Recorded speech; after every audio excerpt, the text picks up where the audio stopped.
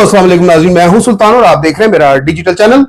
नाज़रीन, आज हमारे साथ स्टूडियो में मौजूद हैं तारक अली विर्क साहब, प्रेसिडेंट RIUJ रावलपिंडी और इस्लामाबाद के जितने भी सहाफ़ी हैं उनके बारे में हम बात करेंगे। और बात करेंगे जनाब, आज हम हेल्थ के हवाले से, सालाना कारकर्दगी के हवाले से बात करेंगे कि RIUJ ने जो सहाफ़ी बरादरी है उनके साथ कह लें कि हेल्थ के हवाले से क्या मोहब्बतें की है। जी अस्सलाम वालेकुम सर। जी वालेकुम सलाम। क्या हाल है सर? ठीक है, खैरियत से? अल्लाह का शुक्र, बेहतरीन। आप सुनाएं? ठीक है, खैरियत से। सर तारक अली विर्क साहब, ये बताएं कि जो हेल्थ के हवाले से जो आपने सहाफियों के साथ कह लें कि भाग दौड़ की है पूरा साल, यानी कि पूरे साल की आपने हमें रिपोर्ट देनी है, अपने नाजरीन को देनी है, मुझे नहीं, आप तो मेरे साथ है।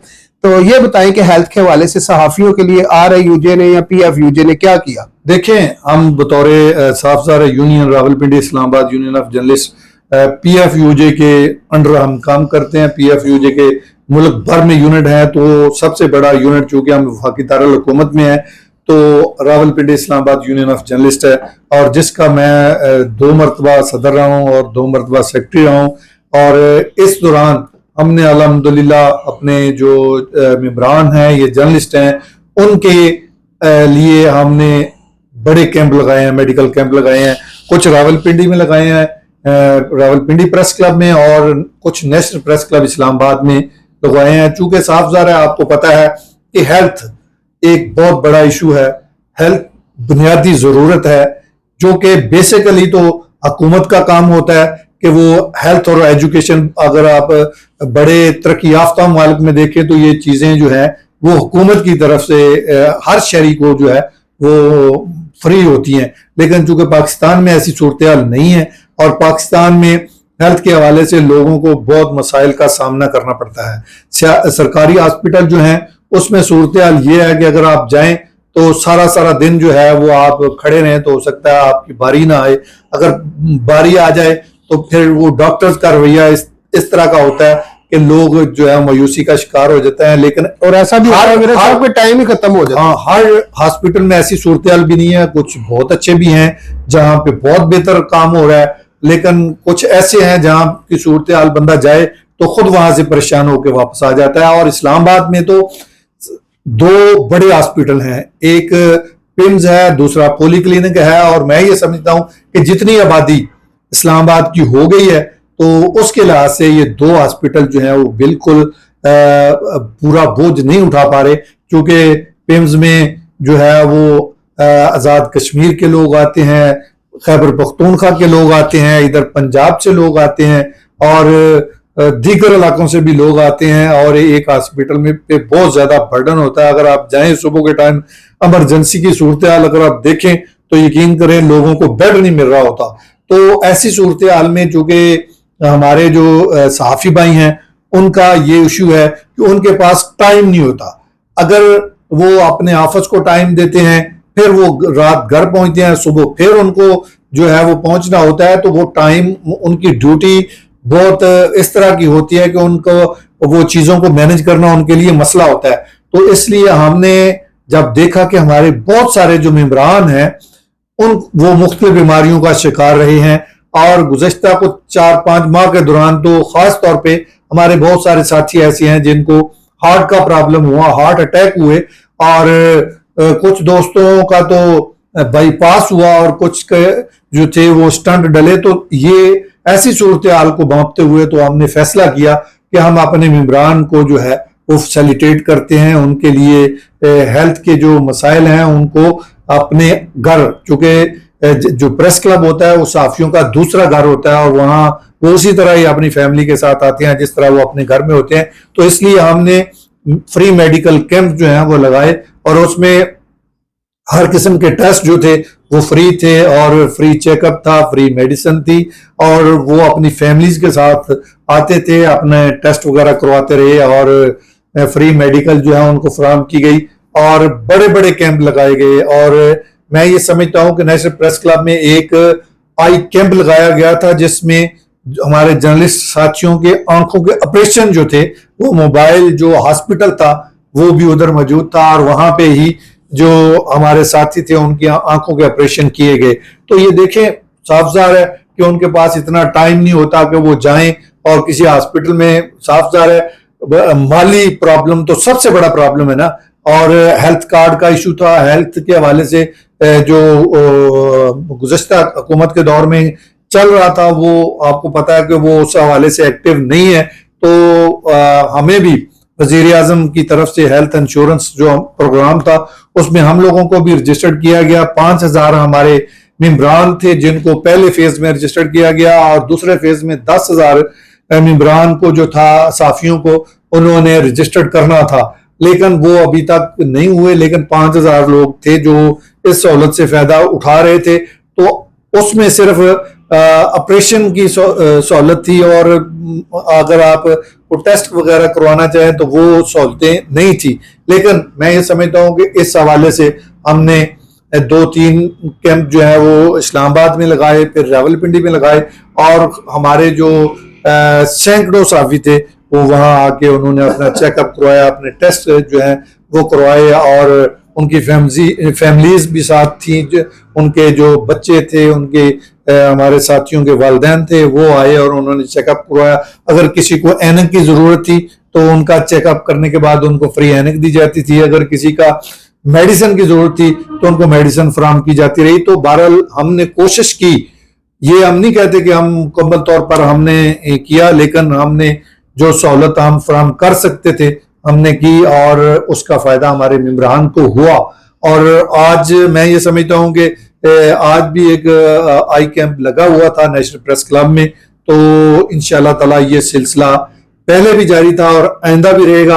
और हम चूंकि अपने वर्कर्स के हकूक की जंग लड़ना जो है वो हमारा काम ही वही है। हमने आज़ादी सहाफत की जंग लड़नी होती है, शहरी आज़ादियों की जंग लड़नी होती है, जमहूरियत की जंग लड़नी होती है।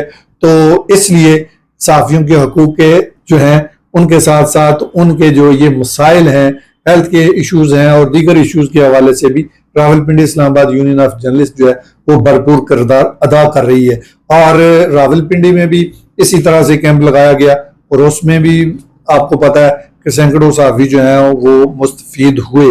और चूंकि मेन चीज है कि ये बहुत हमारे जो सहाफती अदारे हैं वो फैसिलिटेट नहीं करते हेल्थ के हवाले से।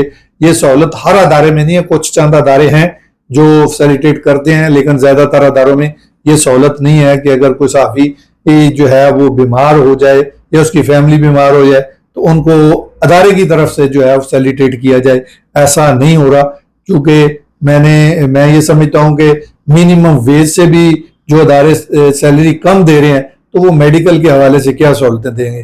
तो इसलिए हमारे जो जर्नलिस्ट साथी हैं उनके मसाइल ही इतने ज्यादा हैं कि जब वो हेल्थ का इशू होता है। लेकिन मैं आपको ये बताऊं कि हमारे वर्कर्स वो हैं जो अपनी सेहत का ख्याल नहीं रखते लेकिन अदारे के लिए काम करते हैं। एक हमारे साथी थे, वो इलेक्ट्रॉनिक मीडिया में काम कर रहे थे, उनकी ड्यूटी आई, हालांकि उनको हार्ट अटैक हुआ, वो उधर मौजूद थे तो उनकी डेथ हो गई, लेकिन वो अपनी ड्यूटी से पीछे नहीं हटे। तो कहने का मकसद ये है कि वर्कर तो अपनी भरपूर जद्दोजहद करता है, अपने ड्यूटीज निभाता है, लेकिन अदारों की तरफ से उस तरह का रिस्पांस नहीं है जिस तरह से होना चाहिए। चूंकि मुल्क में बेरोजगारी ऐसी है कि जो जर्नलिस्ट हमारा फील्ड ऐसा है कि इसमें जो बंदा एक मरतबा आ जाता है तो उसके लिए छोड़ना मुश्किल होता है, वो और काम करना उसके लिए मुश्किल होता है। तो हमारे वर्कर जो है वो मुश्किल हालात में भी काम कर रहे होते हैं, लेकिन इस मुल्क के लिए, इस कौम के लिए वो अपना किरदार अदा कर रहे होते हैं। तो पाकिस्तान की तरक्की में साफ ज़ाहिर है कि हर बंदे का रोल है, हर बंदे ने अपना काम किया होगा, लेकिन मैं ये समझता हूं कि हमारी सहाफी बरादरी, उनका भी खून पसीना जो है इस मुल्क की तरक्की, इस मुल्क की आबियारी के लिए जो है वो लगा है। और यूनियंस जो होती हैं उनका काम हमेशा यही होता है कि वो अपने वर्कर्स के हकूक की हमेशा जंग लड़ते हैं। और इसी तरह से हम जब देखते हैं कि ये इशू सामने आ रहा है तो उसको मद्देनजर रखते हुए फैसला करते हैं। और इसी तरह से जब हमने महसूस किया कि मेडिकल कैंप का इनकाद होना जरूरी है तो फिर हमने मुख्तलिफ हर 2 माह के बाद जो है एक मेडिकल कैंप का इनकाद किया, ताकि अपने वर्कर्स को जो है वो भरपूर तरीके से हेल्थ की जो सहूलियत है वो फराहम की जा सके। जी, तो विरक साहब, यहाँ पर मैं वैसे आपकी कारकर्दगी पर तो कोई भी उंगली नहीं उठा सकता। आज जो आपने काम किए हैं, जो खिदमात आपने अंजाम दी हैं, बहुत अच्छी, बहुत जबरदस्त। जाहिर बात है हर बंदा आपकी तारीफ करता है। मैं एक छोटा सा सवाल आपसे करना चाहता हूँ। जिस तरह आपने हेल्थ के हवाले से बात की, अगर खुदा न खास्ता किसी वर्कर के ऊपर कोई 2 लाख या 5 लाख या 10 लाख रुपया, खुदा न खास्ता अल्लाह ना करे ऐसा वक्त आए, लगाना पड़ जाए, तो RAUJ या PFUJ किस तरह उसको कह लें कि हेल्प करेगी उसकी?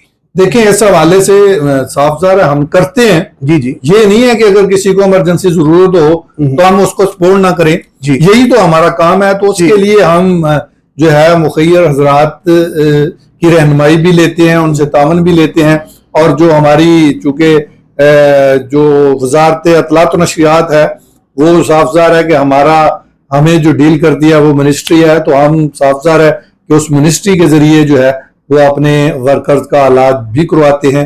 और बहुत सारे हॉस्पिटल ऐसे हैं जो पैनल पे होते हैं। जिस तरह मैंने कहा कि हेल्थ इंश्योरेंस के हवाले से अगर किसी को इमरजेंसी बाईपास वगैरह करवाना पड़ता है तो वो होता है। और बहुत सारे हॉस्पिटल के साथ हमारा नेशनल प्रेस क्लब का MOU भी है, और वो इसी तरह से इस MOU के साथ ही जो है वो इलाज मुआवजे की सहूलत जो है वो मिल रही है। लेकिन मसाइल तो हैं, लेकिन उसके लिए हम कोशिश तो कर रहे हैं तो इन मसाइल को किसी हद तक कम किया जा सके। लेकिन मसाइल अपनी जगह पे मौजूद हैं।